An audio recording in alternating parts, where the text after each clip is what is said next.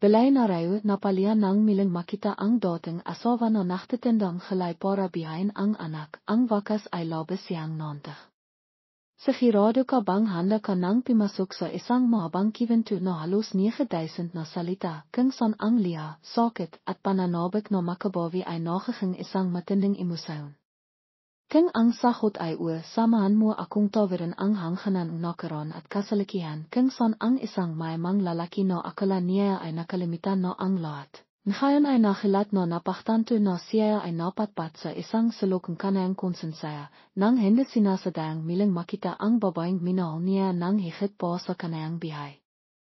Ngayon nachtetenda siya ang gelay sa isang maliit na palengke, pinapalaki ang anak na hindi niya nakilala. At saan pating ang kapalaran kanilang tatlo. Bahaya siyang himiku ang benton berde at pilang kamatis ay nababalitan ng alikabok. Ang kipas na barut saya ay hindi sapat para makpainit sa lamang madilim na hapon sa isang liblib na lugar sa probinsayang Lingbene, kung saan kakunti ang populasyon, sira-sira ang hadon, at madalas ang pakilan at init sa buong taon. Ang hataw sa palengke sa hapon ay nagliligbit ng kanilang paninda, ilang sigaw ang imalang havenghaf. Ang amuing makakalay na nalanta, ang amuing isda, ang amuing lipa, ay makalo na limilikang isang halo-halong amuay na madalas sabihin matatanda na amuing pagtatrabaho para mabihay. Ang kaimbokong tibak sa ilalim ng posting karainte, ang tuyong bitak-bitak ng kanal ay nakpapalala sa tanawin. Nakatayo sa likod ng tindahan CBS, ang payat na baba na may pahot ng mata ay nakanghalang Candelaria. Kung walang makakivento, walang makakala na 10 taon na ang nakalilipas, si Candelaria ay nakatira sa isang maliwak na apartment sa gitna ng lungsod ng Iha, na naniniwala sa isang walang hanghang pag-ibig sa lalaking ipinakmamalaki niyang tawaging asawa. Ngayon, nakupo siya sa isang 5 kaway na mesa na itinapon ng isang tao. Araw-araw ay naklalatag ng isang pirasong karton para makdisplaying makakalay at paminsan-minsan ay imibo sa malamig na hangin. Si Candelaria ay 32 taong gelang ngayon, habang ang lalaking dating tinatawag niyang asawa ay isa ng kilalang belay na rayo. Mas matanda siya sa kanayang 7 taon na nagkaroon ng isang masigosig na kabataan na may ambisyon at pangharap na dominahin ang merkadong real estate. Noong araw na imalis siya sa kanayang bayan, hinawakan niya ng mahigpit ang kamay ni Candelaria, nang hamhaku na pakbalik niya ay makakaroon siyang sapat na pera para maktayong tanan. Ngunit nakalilingkot ang kanayang pakaimalang sa trabaho kasama ang napakalaking presyon kung siya ay inti-inting naklayo sa kanila. Ipinahayag niya noon na mas makakang masaya tayo kapag may pera tayo at ibibigay ko sa iyo ang lahat.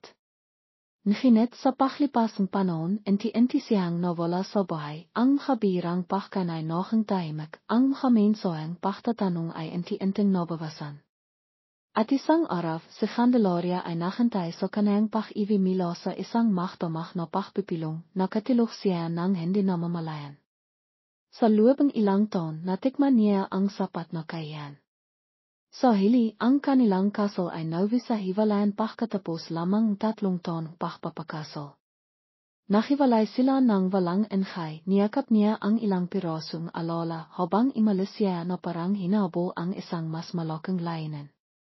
At ngayon, halos isang dekada ang lumipas, siya ay naging isang monumento sa mundong negosyo.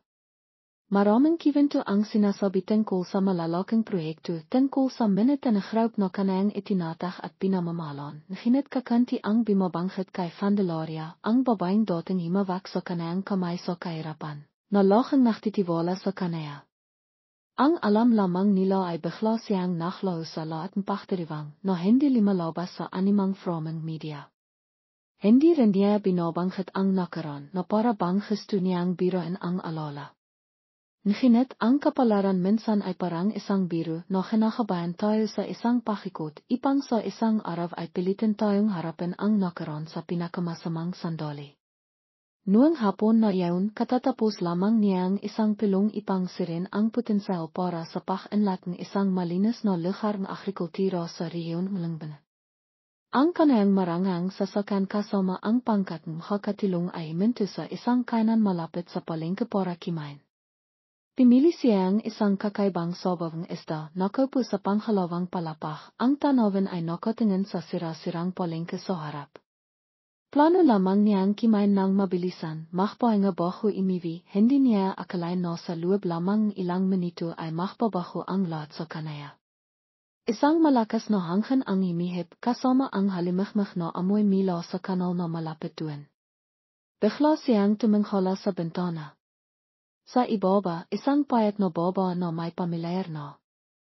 Barut saya ay nahihirapan sa pagbibihat ng isang mabigat na basket ng kamatis.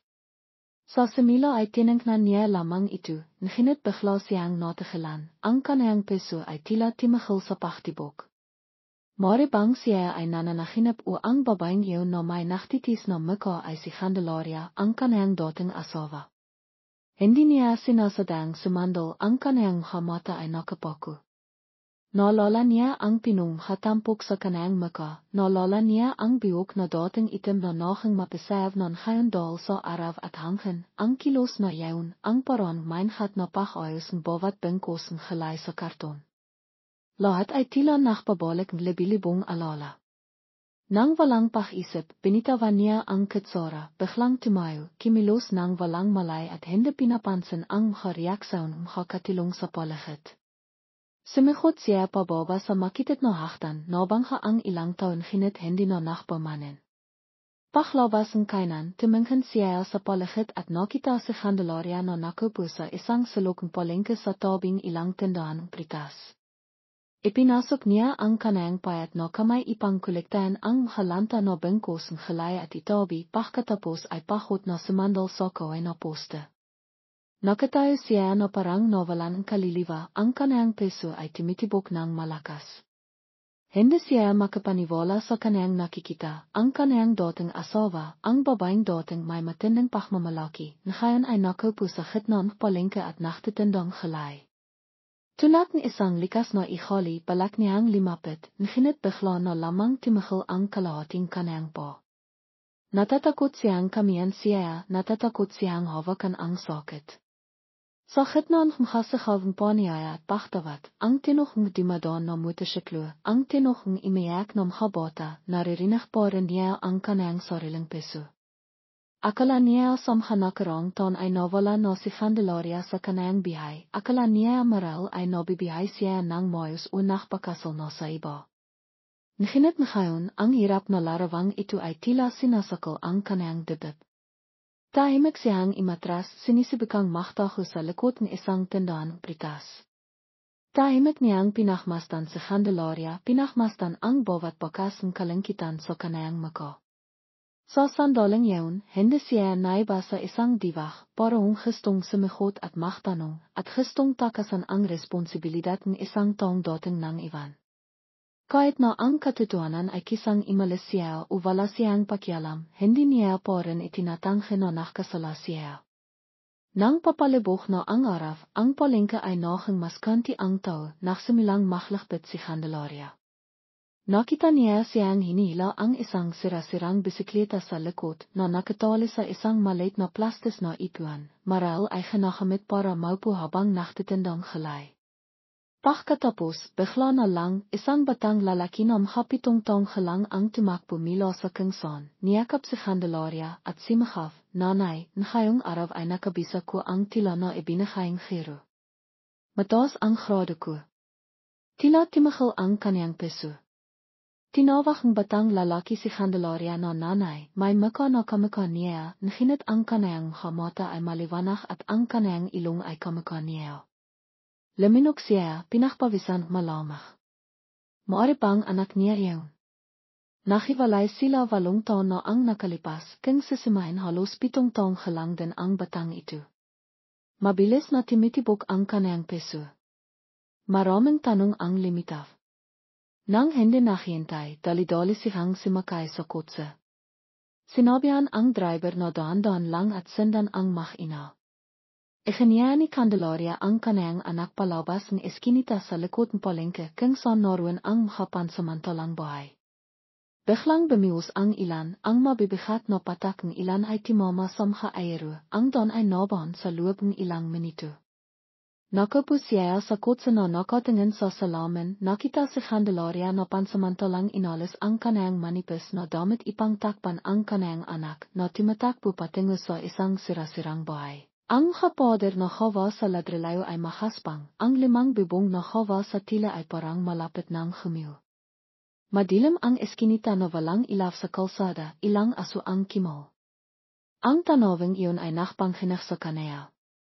Ang kanayang dating asawa at maral ang kanayang anak ay nakatira sa lugar na ito. Nang imipa ang ilan, bumaba siya sa kotse, nakasuot payong na sinendan ang mga ayapak makina.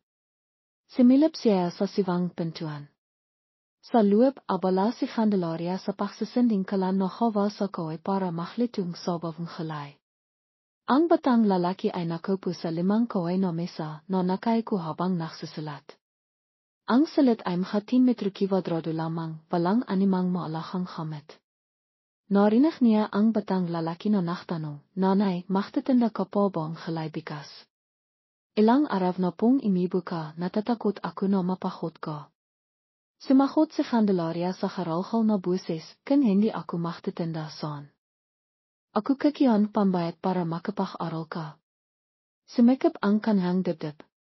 Pinakmasdan niya ang batang lalaki, ang mga mata ay maliwanag, ang matilis na baba ay kamukha niya noong bata pa siya, pati na rin ang lingkod kapag nakita niyang imibo ang kanayang ina.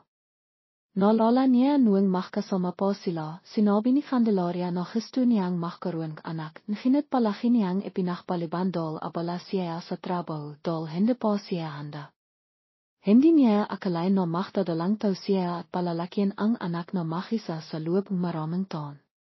Kinamahan, nakpunta siya sa eskinita na iyon, ngunit mukhang imalis si Candelaria para magtinda.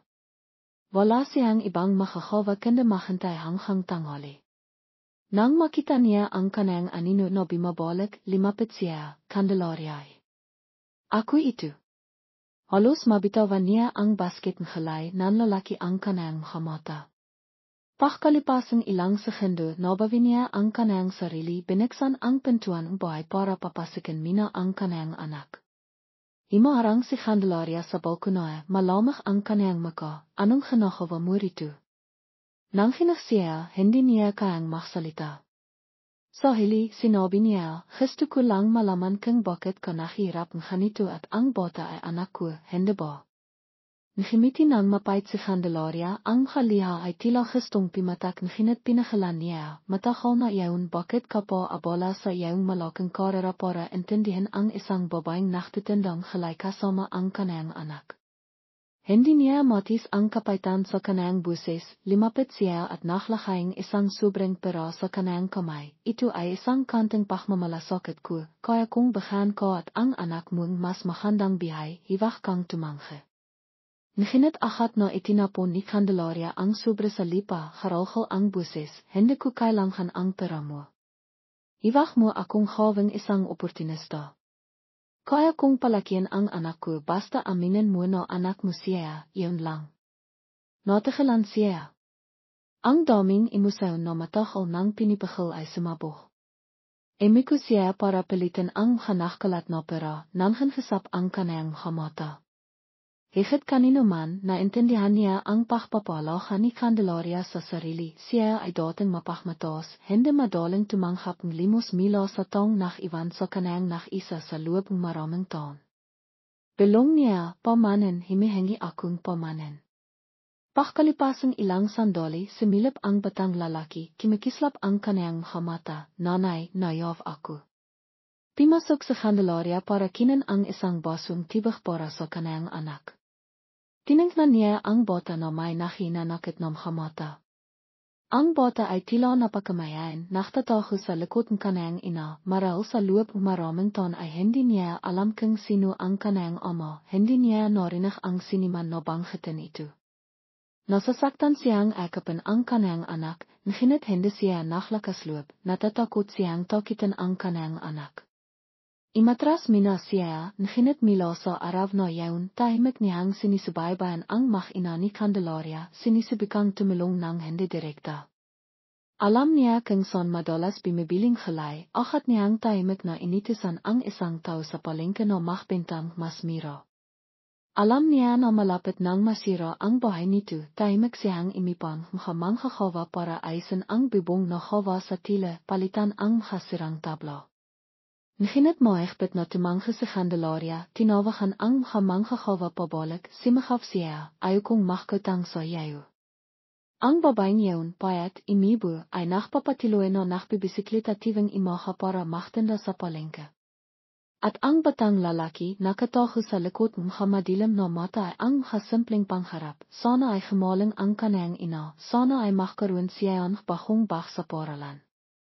Hindi pa siya naklakas loob na pintahan ang kanyang anak sa paralan dahil natatakot siyang pigilan siya ni Candelaria, nakatayo lamang siya sa malayo at pinapanood siyang imivimilo sa paralan.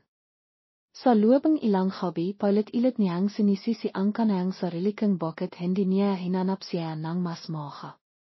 Marami na siyang malalaking bahay at maranghang kotse, reputasyon, ngunit lahat ng ito ay hindi sapat para pinan ang bitas na nararamdaman niya, isang bitas na nilika niya nang iwanan niya ang kanyang dating asawa. Pagkatapos isang araw, nagkaroon si Candelaria ng mataas na lagnat, marahil ay dahil sa pagkabasa sa ilang araw.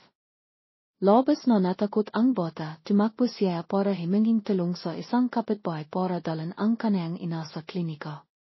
Agad siyang dumating nang marinig niya ang balita. Nakita niya si Candelaria na nakaiha sa limang kaway na kama, mapitla ang kanyang muka, mabigat ang kanyang hatalikap mata. Sinabing doktor na mayroon siyang pulmonea, kailangan niya ang pahinga at maingat na panghangalaga. Nakupo ang batang lalaki sa gilid ng kama, mahigpit na nakakapit ang kanyang kamay, namimila ang kanyang mata. Nang walang pag-alinlangan. Nakalok siya na ilipat siya sa isang mas magandang ospital sa lungsod. Balak ni Candelaria na tumanggi, ngunit imiyak ang bata, "Nanay, natatakot ako, kung may mangyari sa iyo, ano ang gagawin ko? Pakinggan mo ako." Napilitan siyang tanggapin ito, tumingin sa kanya na parang sinasabing ito ay isang pangyayari lamang na hindi maiwasan. Imitang siyang ambulansya para dalhin si Candelaria sa isang pribadong ospital, inalahan ang gamot at ang bayad sa silid ng walang animang pagsisisi. Sa loob ng ilang arawang paggamot, inti-inting gumaling si Candelaria, ngunit wala pa rin siyang lakas para gumala ng madalas. Nakisap siya na manatili siyang ilang araw, maghintay hanggang sa tiliyang mawala ang kanyang lagnat bago siya lumabas ng ospital. Sa inang pagkakataon sa loob maraming taon, nakasama silang dalawa sa isang silid ng ospital. Maingat niyang hiniwa ang pritas para alikan siyang kimain, ang bata ay gemahala rin, minsan ay binabantayan ang kanyang ina, minsan ay nakupo at nakbabasa ng libro. Isang araw tinanong niya ang bata, "Gusto mo bang sumama sa iyong ama?" Tumingin ang batang lalaki na may malungkot na mata, "Gusto ko lang na hindi na mahirapan si nanay." Napakahirap magtan ng halay, maaari mo bang tulungan si nanay? Naramdaman niyang sumikip ang kanyang puso nang hanghasap ang kanyang mata. Hindi imihingi ang batang lalaking malalaking bahay at maranghang kotse, gusto lamang niya na hindi na mahirapan ang kanyang ina. Iyon ay isang saksak sa kanyang pagmamalaki, isang taong dating nakakala na ang pera ay ang lahat. Abola ang ospital, kung minsan ang hanas ay papasok at lalabas, kung minsan ang habisita ay dimadalaw sa silid ng pasyente. Hindi siya naiya, nakasut ng mamahaling site, nakabantay sa makina ni Candelaria, naglilitong lihaw at bimibiling gamot, binibihat po ang kanyang kamay para pinasan ang kanyang pawis kapag siya ay may lagnat. Ang mismong larawang yun ay nagbigay kay Candelaria ang halo-halong pakiramdam. Nakaramdam siya ng pagiging malambot, nakaramdam din siya ng paghinayang, at natakot na maging mahina at tanggapin mili ito ipang miling masaktan. Nang lumabas si Candelaria sa ospital, nahanda siya ang isang mas maliwag na apartment sa isang tahimik na lugar na may seguridad, may malinis na tubig. Tahimik si Candelaria, ngunit ang bata ay masaya dahil ang limang bahay ay tumitilo-tiving imilan at madalas na nakakasakit ang kanyang ina. Sa hili ay tinanghap ni Candelaria ang paglipat, ngunit may babala, "Ayaw kong makasama ka ng malalim, hanap akong paraan para maibalik ang hagastos." Hende siya nakipahtalo basta maran, isipin mo na lamang na ito ay isang pansamantalang hakbang, kailangan botan mas magandang lugar. Lumipat sila sa isang 3 palapag na apartment, ang bawat silid ay maliwag na may mga bintana. Maring isabot ni Candelaria ang isang basket ng sariwang halay, ang bota ay nakupo at nakarool sa ilalim maliwanag na ilaw. Bagamat siya ang nakaalala, pinanatili pa rin ni Candelaria ang pagtitinda ng halay, binago lamang niya ang lukasaon. Inipa siya ang isang sulok sa palengke na malapit doon, sa inang araw na dinala niya ang kanayang halay, naglakay siya ang isang maliit na karatila na sariwang halay mula sa hardin. Ang hatimaron ay minto para tumingin, may mga pamiri na miro at malinis, siya ay masaya. Paminsan-minsan ay dumarating siya para tumulong na makbihat ng halay, makayos ng tindahan. Ang katakalabas na tumitingin ay bumibilong, ang taong ito ay nakabihis ng maayos, nakmamaniwang magandang kotse, bakit siya naktatrabaho sa isang tindahan ng halay. Wala siyang pakialam, naintindihan niya na hindi po alam ng mga tao ang katayan ng kanilang dating mag-asawa. Samantala, si Candelaria ay patuloy na nananatiling walang katiyakan, kung minsan ay humingiti siya, kung minsan ay malamang siya. Tinanggap niya ito, alam niya na kailangan niya ang oras para maniwala na hindi siya lumalabas dahil lamang sa awa o kanting pagkakasala. Sa panahong minute na graup, ang kanayang madalas na pagkawala kamakailan ay naktilot ng kahilihan sa board of directors. Nakbibilinghan ang mga tao na sigurado na ang amo ay may bagong kasintahan. Gayunpaman, hindi siya nakabala na iwasto ang mga alinghawnghaw dahil hindi na siya abala tulad ng dati. Ipinasa niya ang mas maraming trabaho sa vice-presidente, ginawa lamang ang maalahang desisyon. Isang hapon, pumunta siya sa tindahan ng halay at nakita si Candelaria na nakupo, hawak ang kanayang noo. Mahina niyang sinabi, samha nakalipas na araw, mahina ang palengke, maraming halay ang hindi nabenta, hindi ko alam kung paano ko ito harapin. Naisip siyang ilang sandali at nagkaroon ng ideya, kung papayagan mo ako, hanapan kitang isang outlet para makapagbigay kong matatak na halay. Mayroon akong koneksyon sa isang shine malinis na pagkain. Nag-alinlangan si Candelaria, natatakot pa rin na maging dependent, ngunit sa pagkakataong ito ay. Hindi siya naklakas loob na maging sobrang mahigpit dahil napakahirap ng ekonomiya at kailangan niyang mag-alala tungkol sa pagkain at pag-aaral ng kaniyang anak. Kinabukasan, ikinonekta niya siya sa isang maliit na manager ng supermarket, kailangan nilang sariwang halay araw-araw. Natiwa si Candelaria nang maubos ang inang batching halay, ngunit bago pa siya maging masaya, limitaw ang mga problema. Ang isang gripong mga malilit na negosyante sa 5 palengke ay nagsalo sa katotohanang suportado siya ang isang biktima investor, nagbibilinghan na inakit niya ang mga lalaki. Nakarating ang kiwento kay Candelaria, nakaramdam siya ng pagkawa sa sarili at tumilo ang kanayang haliha. Nang araw na iyon, nang dumating siya, sinakawan niya siya ng may samang loob, masaya ka na ba? Dahil sa iyo, nagbibilinghan ang mga tao. Malungkot siya, alam niya na nagpapalaga siya sa kanayang dignidad, sinibikan niyang alivin, hindi natin kailangang mag-alala tungkol sa kung ano ang sinasabing mga tao, nabibihay ka para sa iyong sarili at sa iyong anak. Imiyak sa Candelaria, mayaman ka kaya hindi mo naintindihan. Noon ay binabatikos ako bilang isang babaeng nang iwan sa kanayang asawa, ngayon ay pinakbibintanghan akong sinasamantala ang aking dating asawa. Gusto ko nang sumiko sa lahat.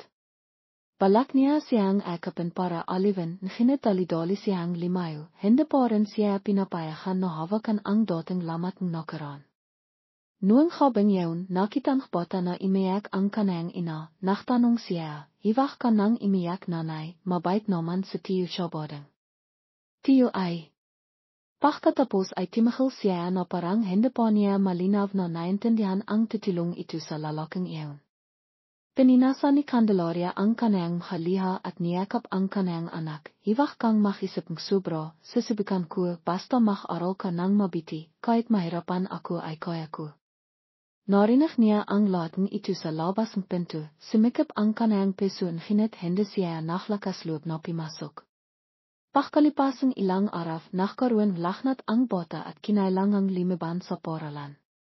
Abala si Candelaria sa pagtitindang gelay nagpulantaraw siyang dalan ang bota para makpatingan. Sa inang pagkakataon ay nagkaroon ng sariling espasyo ang dalawang mag-ama, nakupo ang bota sa likod ng kotse at tahimik na pinapanood ang tanawan. Tinanong niya, anong asignatira ang gusto mong pakaralan? Nagimiti ang bota, gusto kong gamiit, naginit wala akong makakrayula. Kailangan minang itabi ni nanay ang pera para bimiling bigas.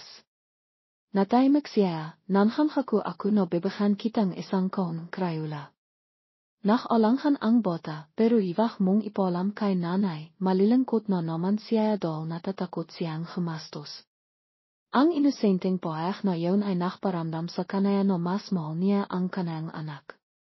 Pagkatapos ng konsultasyon, niresetahan ang botang gamot, hindi naman maliba ang kanayang kalisihan.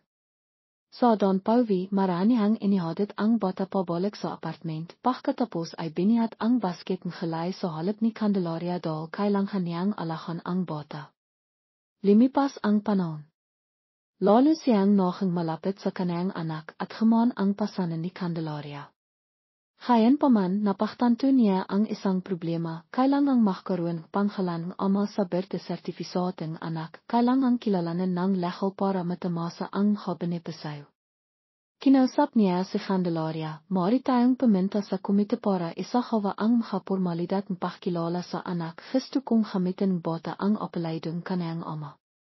Natagelan si Candelaria, malinaw na naintindihan niya na ito ay may malaking kailangan, naginit imisbong ang kanayang pagkamakasarili, naisip niya na bakit ngayon lang nakklaim anak, paano naman ako, saan ako nabibilang.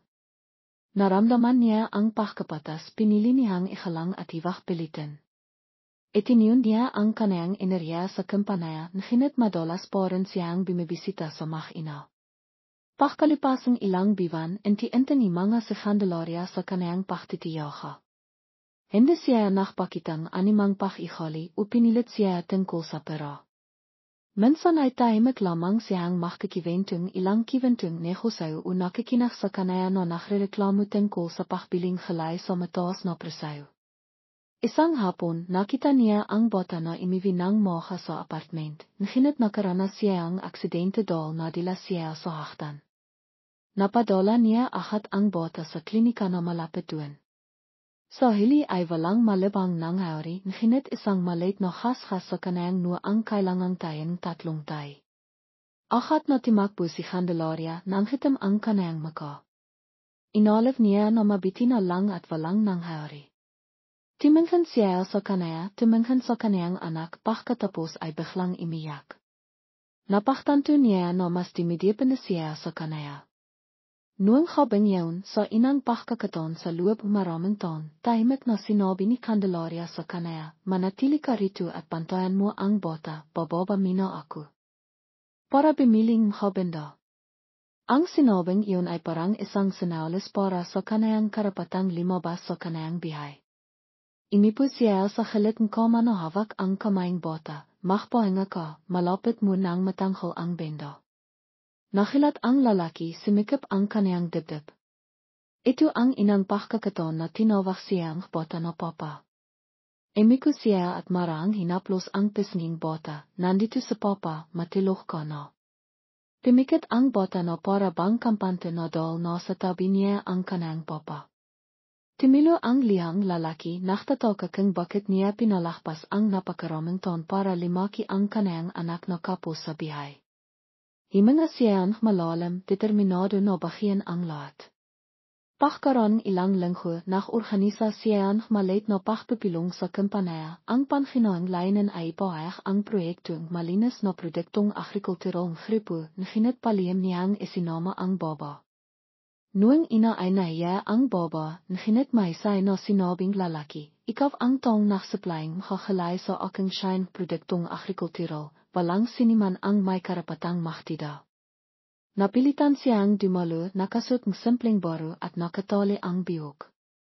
Sa kalahitnaan ng pagpipilong, biglang nakpalam ang lalaki na magsalita, ngayon gusto kong ipakilala ang taong nagbigay inspirasyon sa akin ipang maminan sa malinis na produktong agrikultural. at siya rin ang tong nagsakripisay marami para sa akin, ito siya, ang babaeng lebos kong pinaalahan.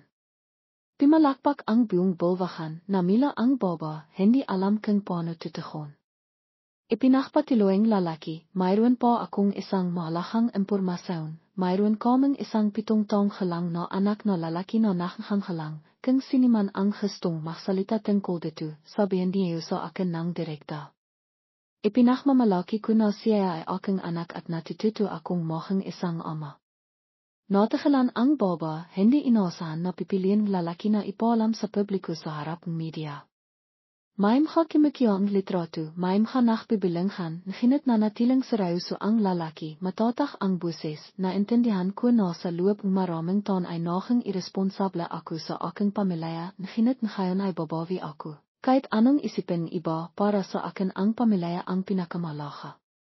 Nang marinig ito, napaliya ang baba, naintindihan niya na nakawang lalaki na talikiran ang kanang pagiging malamig na balay na rayo ipang ipaalam sa publiko ang kanang dating asawang mahirap, ipang kilalanin ang kanang anak. Pagkatapos ng pagpipilong, bumalik ang dalawa sa kanilang pribadong silid. Timinhan ang baba sa lalaki na naliliha, bakit mo ginawa iyon, nakakakilunan ngayon ang mga tao, hindi ka ba natatakot sa iskandalo? Ngimiti ang lalaki, ang pinakakinatatakitan ko ay baka iwan mo ilit ako, kung itataho ko dahil sa aking reputasyon, hindi ako makakaroon tinay na kaligayahan. Napahalo ang baba, niyakap siyang lalaki, ang mahaspang ng hakamayang baba dahil sa pagtitindang halay ay nanghinginig na kimapit sa balikat ng lalaki. Sa inang pagkakataon, nakakapan sila ng mahigpit pagkatapos ng napakaraming taong pagkakalayo. Tuminog ang teleponong lalaki may problema sa isang proyekto. Ibinabang lalaki ang telepono, sinabi sa baba, kailangan kong ayusin agad, pero manatili ka, babalik ako, hiwag ka ng maklaw ilit. Tumango ang baba, pinuwing pananabik ang kanang peso. Naintindihan lalaki na kailangan pa rin nila ang panahon ipang mahilom, nahinit kahit papano ay hindi na siya tinatabuang baba.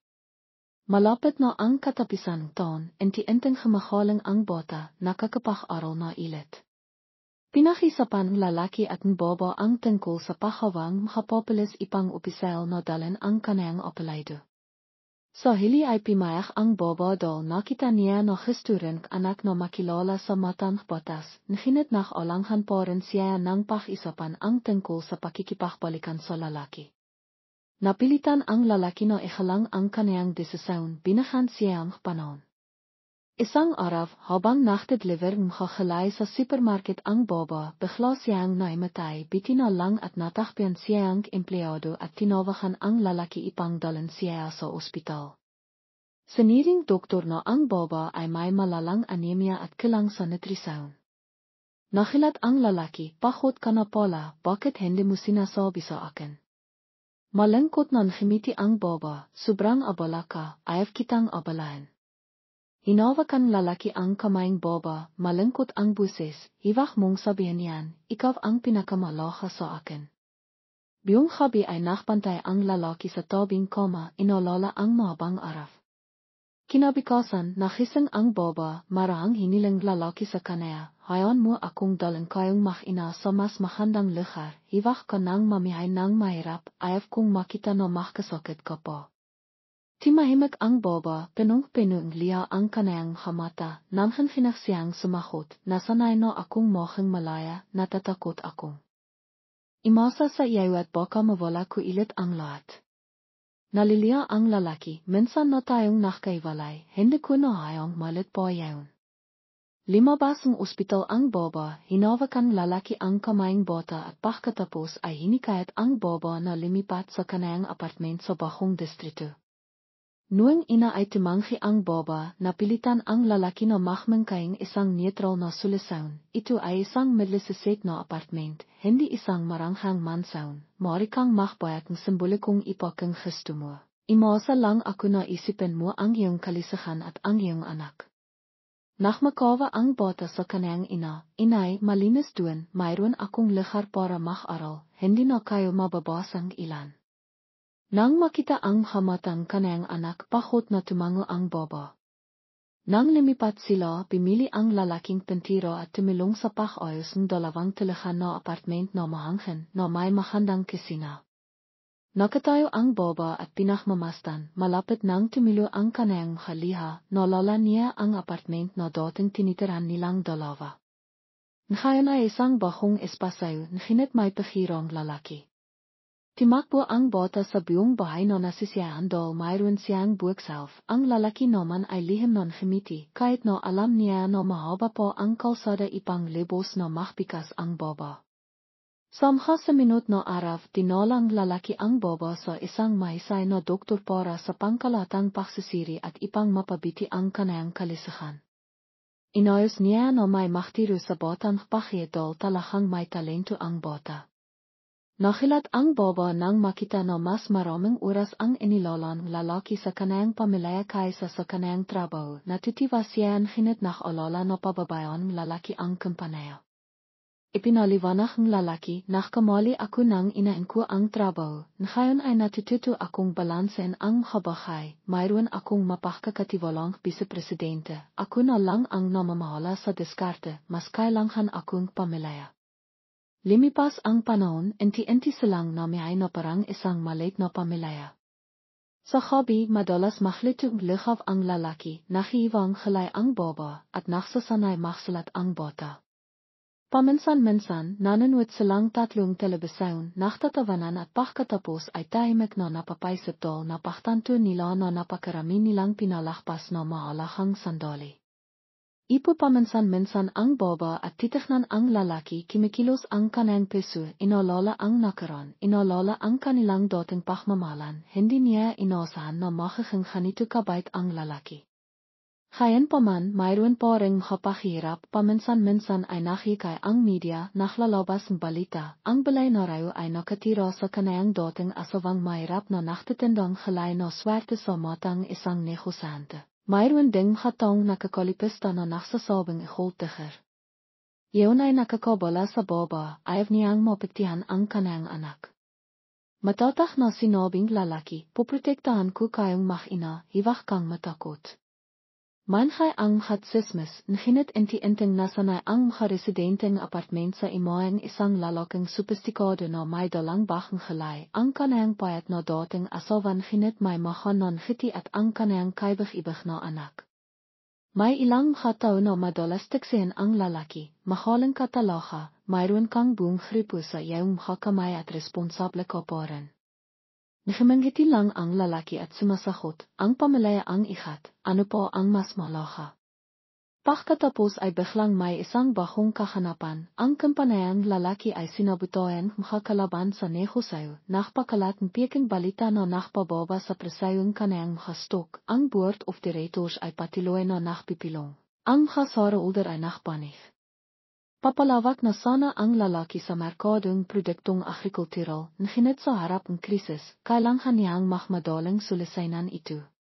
Kakunti ang kanayang tulog, nagmamadali siyang kimain, imiwi siya ng lata. Nakita ilit ng baba ang aninong nakaraan, natatakot siya na mahalok ilit ang lalaki sa imikot na halong. Gayon pa man, iba ang lalaking ngayon, kahit na abala siya, lahat pa rin siyang tumatawag sa baba, naktatate sa kanayang anak. May makakabing imiwi siya sa hating habi, tahimik siyang pumapasok sa silid at nakita ang kanayang makina na mahimbing na natutulog, hinibat niya ang kanayang yakit at imipo sa tabing kama. Alam niya na hindi niya maaaring pabayan ang kanayang pamilya mili.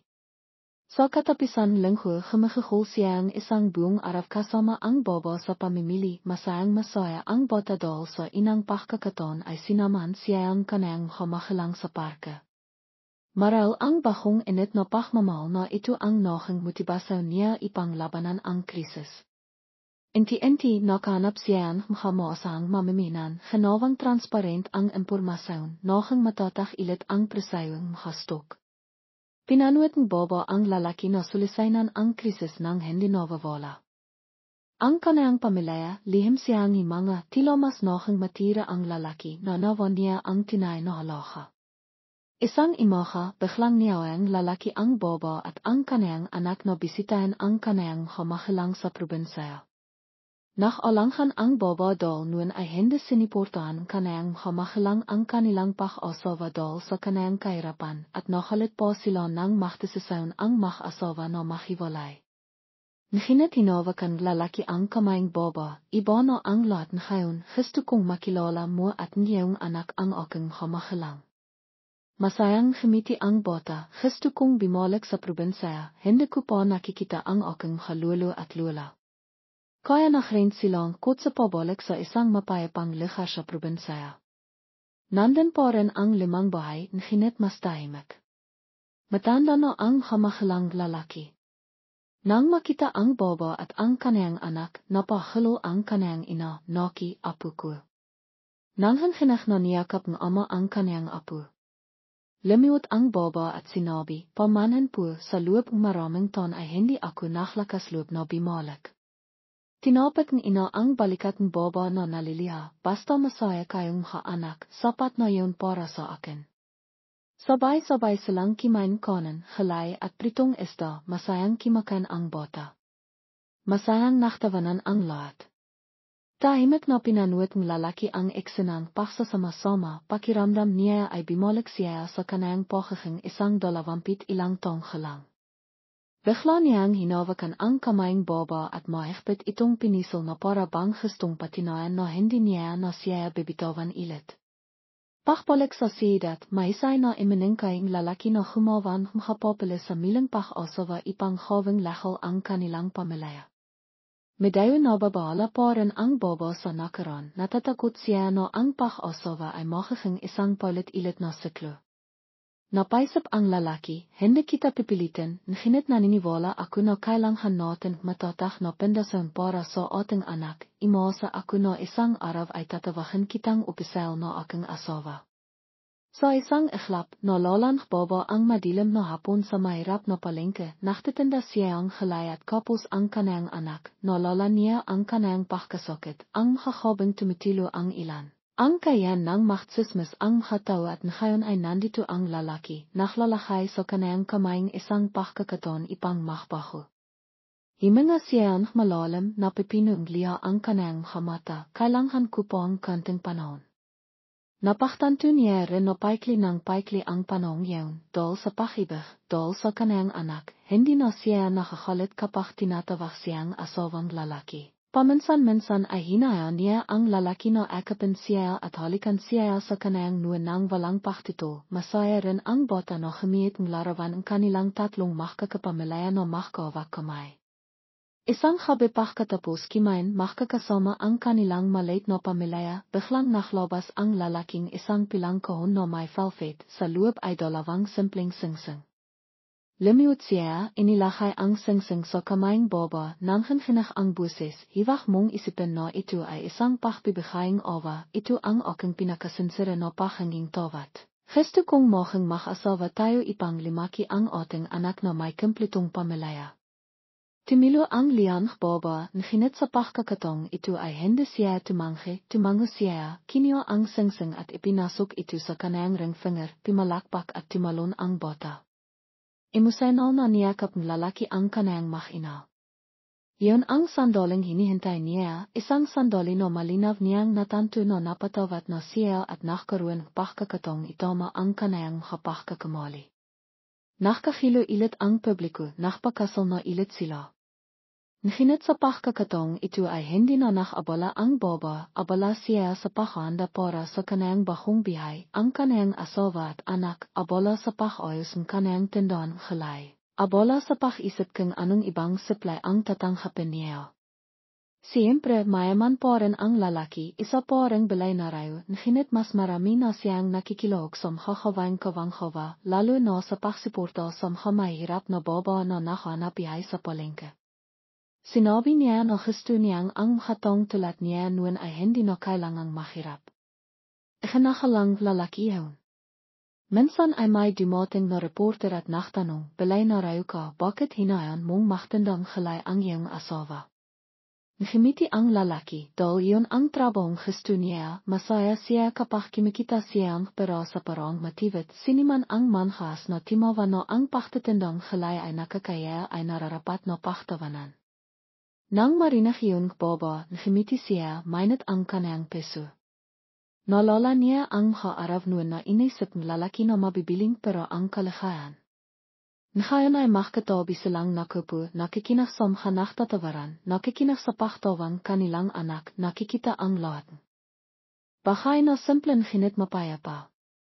Kahit na ang doon sa hinaharap ay tiyak na hindi lamang nababalitan mga rusas, mayroon pa ring mga presyon sa negosyo, mayroon pa ring mga pagsibok sa pamilya, hinit naniniwala ang lalaki at ang baba na may pendasyon, pag-ibig at mga aral. Malalampasan nila ang mga iyon. Limalaki ang bata, mahisay sa pahit, palahing ipinakmamalaki na ang kanayang hamahalang ay bahay na bahay, mabait ang kanayang ama kahit na kung nakamali, basta may pahmamahal ay mari itong itama. At darating ang isang araw na ang bata ay lalaki na dala ang kwentong kanayang hamahalang bilang patinay na kung minsan ay inisip natin na hindi natin kayang makbalik, nginit ang pag-ibig at responsibilidad ay may mahika. Tulad ni isang panhanhisap na madalas sabihin isang matandang baba at lalaki. Ang pagiging ephemeral pag-ibig at ang unpredictabiliteng kapalaran, nginit kung mayroong kapalaran ay makakaroon doon, so ngayon pagkatapos ng napakaraming pagsibok. Lumiya ang lalaki nang makita niyang mili ang kanayang dating asawa na naktatandang halay ipang suportahan ang kanayang anak. Ang halihang sakit at pagsisisi ay sa hili ay nahing halihang kaligayahan. Ang bihay ay tinay na ephemeral, ang kaligayahan ay hindi karanghayan o kayamanan o reputasyon kundi sa pag-alam kung paano palahaan ang mahal sa bihay. Malaman kung paano hawakan ang bahay sa tamang sandali at itama ang iyong pagkakamali habang mayroon ka parang pagkakataon. Kung sino ang nabibihay hanggang sa kalahitnang edad ay dapat na libos na may nawan na mas mabiti ng helikay sa walaking mariparan nating itama ang ating pagkakamali.